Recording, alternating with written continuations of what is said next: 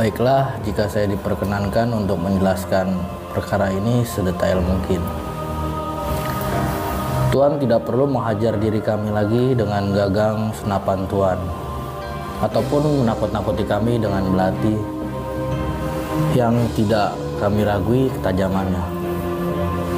Namun, jika Tuan tetap bersikukuh melakukan itu semua, saya perjelas kepada Tuan bahwasannya yang Tuan lakukan adalah tindakan sia-sia.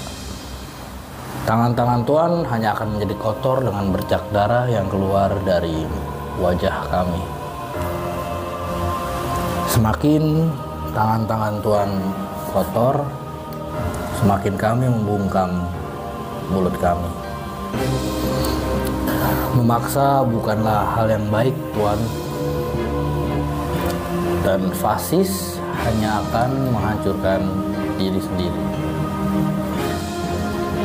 Sebelumnya, saya sangat menyesali tindakan-tindakan Tuan terhadap teman kami sampai dia terbunuh dan membuat salah satu dari kami menjadi kritis akibat perlakuan dan intimidasi dari Tuan.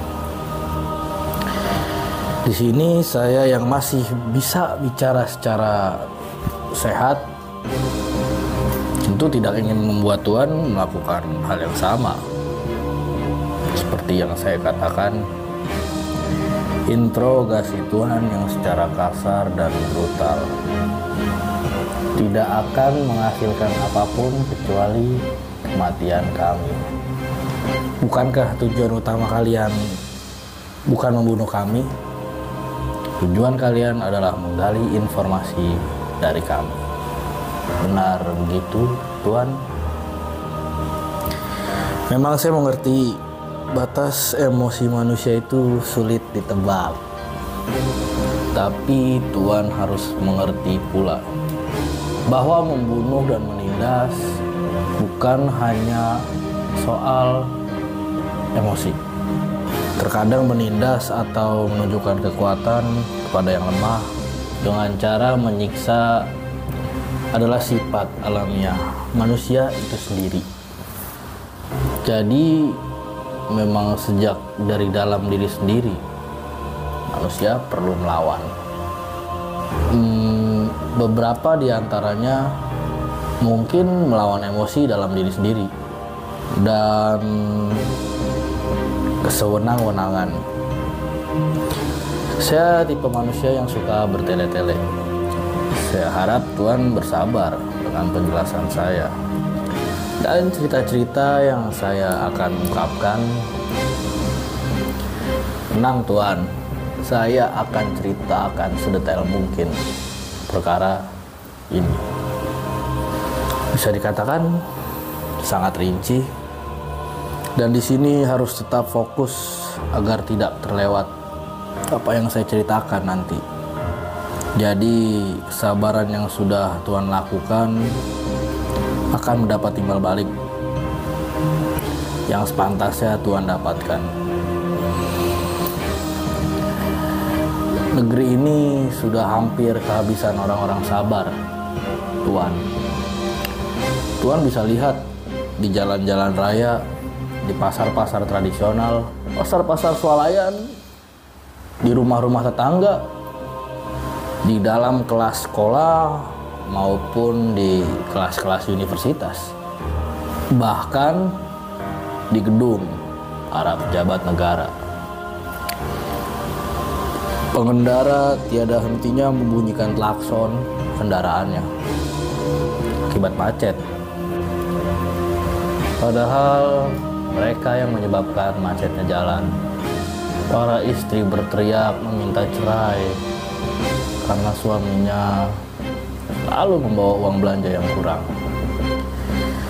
Tapi masih terus membeli dan menyicil barang-barang elektronik. Para suami memarahi bahkan memukul istri-istrinya karena stres memikirkan pekerjaan.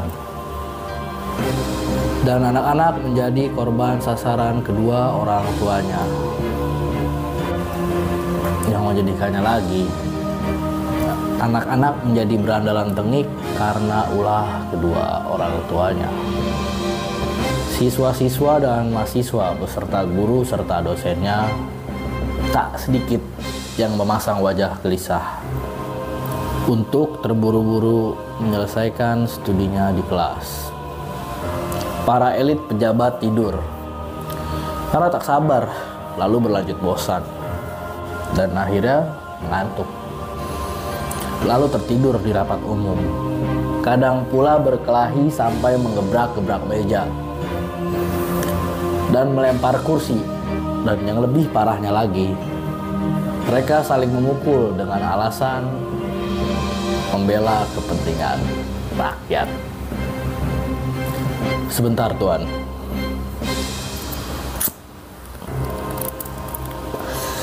kita harus bersabar. Tepatnya Anda yang harus lebih bersabar. 5 menit lagi Nona Rika akan datang membawakan makanan serta obat untuk saya. Mungkin segelas kopi jika Tuan tidak keberatan. Akan saya bisikan ke Nona Rika untuk membawakannya kepada Tuan. Setidaknya untuk menambah teman Anda selain cerutu, ketika mendengar cerita yang akan saya sampaikan ini, agar Tuan tidak menjadi bosan. Hanya segelas kopi. Maaf Tuan, saya tidak mengira bahwa Anda tidak merokok.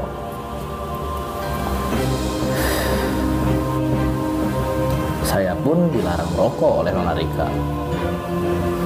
Bahkan saya tidak diizinkan meminum kopi. Tidak baik untuk kesehatan menurut Nona Rika. Nona, Tuan ingin segelas kopi. Saya harap Nona membuatkan kopi yang terbaik untuk Tuan ini. Terima kasih, Nona Rika.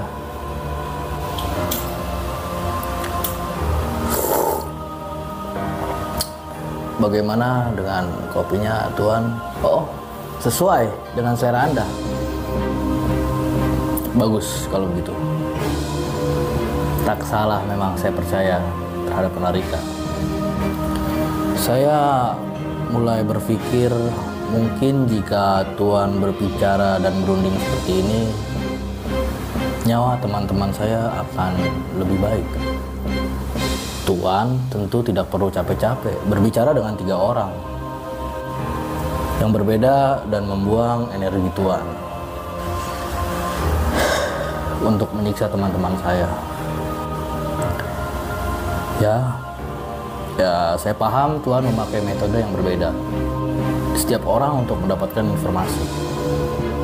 Tapi saya tidak habis pikir, kenapa ada cara yang lebih baik dan terlihat lebih manusiawi harus memakai cara yang lain? Kegagalan. Bukankah kekerasan yang Tuan lakukan tetap gagal? Saya rasa Tuan hanya ingin satu kepuasan. Kepuasan tidak hanya terdapat di satu tujuan utama, yaitu mendapatkan informasi dari kami. Tapi kepuasan melihat orang ketakutan atas superiornya dominasi individu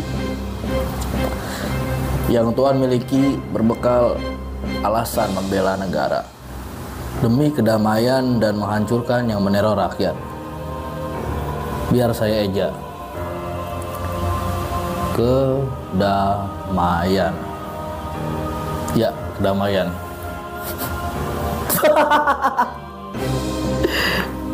Menghancurkan teror. Bagaimana mungkin Anda bilang ini untuk kedamaian? Bukankah mereka, negara-negara di luar sana, semua berkata kedamaian, mengembangkan militer negaranya masing-masing. Apalagi beberapa membuat aturan wajib militer Bagaimana mungkin bisa dikatakan damai jika orang-orang dipersiapkan untuk perang? Perang untuk damai, damai untuk perang. Mari kita lihat perang di Gaza. Menurut berita yang beredar, tapi mungkin tepatnya adalah penjajahan. Tuhan tentu mengetahui ribuan nyawa melayang. Nyawa hanyalah sebatas angka, sebatas statistik. Tak terkecuali anak-anak. Anak-anak yang seharusnya bermain di taman kini terlelap di kuburan massal. Yang terbangun masih bersembunyi di balik reruntuhan bangunan. Bom-bom yang terjatuh dari rudal mengoyak tanah yang semakin tandus, menghancurkan rumah, sekolah, bahkan rumah sakit.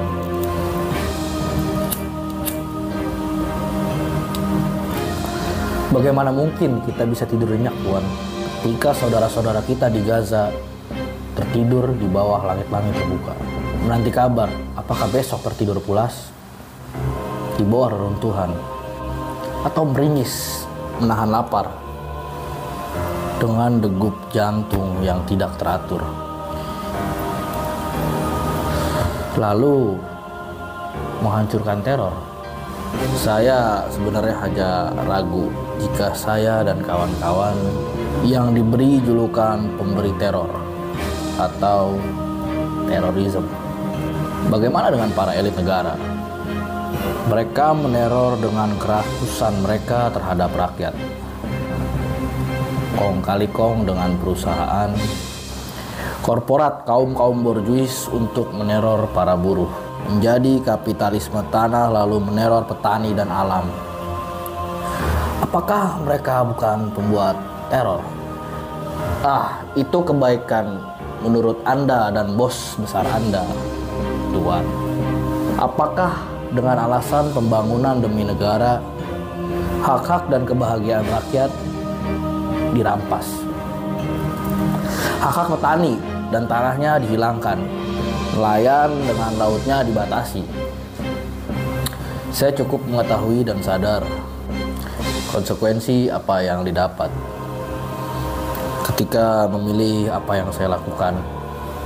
Keberhasilan dan kegagalan adalah sebagian dari ketidakjelasan dalam hidup. Seperti yang tadi saya katakan, selamanya sesuatu yang utopis akan menjadi utopis jika tidak ada satupun orang yang berani mengambil langkah perubahan. Jika berhasil, mungkin sesuatu yang utopis akan terlahir dengan pikiran-pikiran lain yang berbeda. Dan mungkin ada revolusi baru.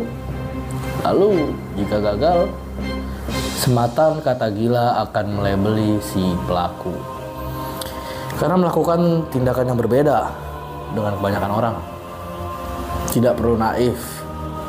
Waras atau gila akan terlahir dari konstruksi sosial. Lalu yang tersisa adalah penghukuman, entah melalui apapun. Dan itu adalah hal yang terbaik. Karena berani mengambil langkah untuk bertindak atau menunjukkan keberadaannya. Termasuk saya yang duduk di ruangan ini, Tuan.